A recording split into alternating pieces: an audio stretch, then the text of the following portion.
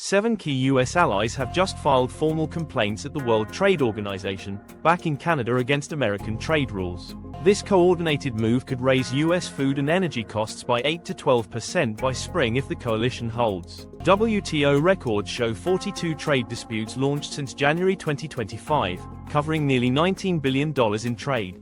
These are not symbolic filings. Each one locks U.S. policy into years of legal battles while Canada cements new supply deals abroad. For the first time, countries like the UK, Japan, and Norway are siding with Canada in global trade courts, rather than Washington. Let's break down why. First, the United Kingdom. Post-Brexit, Britain has leaned heavily on Canada for lumber, energy, and agriculture.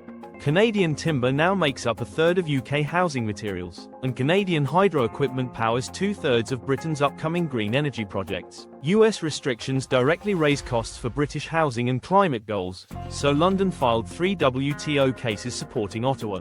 Second, Japan. Japan depends on Canadian factories for auto parts and technology inputs.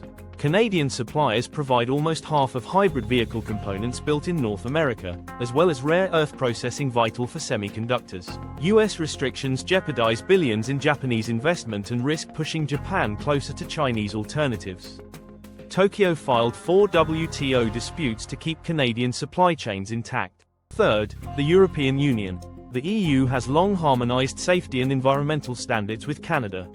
European pharmaceutical companies rely on Canadian plants for a third of North American drug production. Canadian food exports also align with strict EU rules.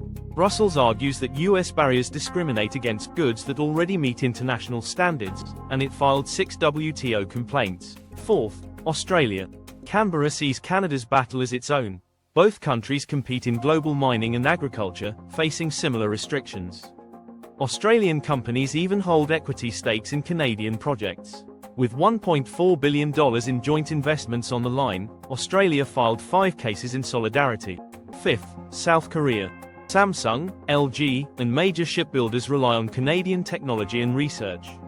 A quarter of North America's electronics innovations for global markets come from Canadian labs tied to Korean firms. Trade restrictions threaten these projects, so Seoul filed 3 WTO cases. Sixth, Mexico. Canada is Mexico's essential partner in USMCA supply chains. Mexican automakers use Canadian steel and aluminum for 40% of vehicle assembly. Energy and agriculture ties run deep as well.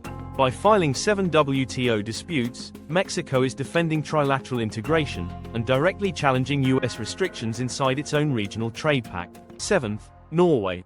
Canada and Norway cooperate in the Arctic on shipping, energy, and indigenous rights. Norwegian firms partner with Canadian companies to develop icebreakers, offshore platforms, and Arctic research. Washington's restrictions threaten these joint projects, so Oslo filed 4 cases. Taken together, this is more than Canada versus the US, it's a multilateral defense network. These allies share supply chains, regulatory standards, and strategic resources with Canada. Their coordinated filings set a precedent. Third-party nations can now legally intervene in bilateral trade disputes if their economies are disrupted.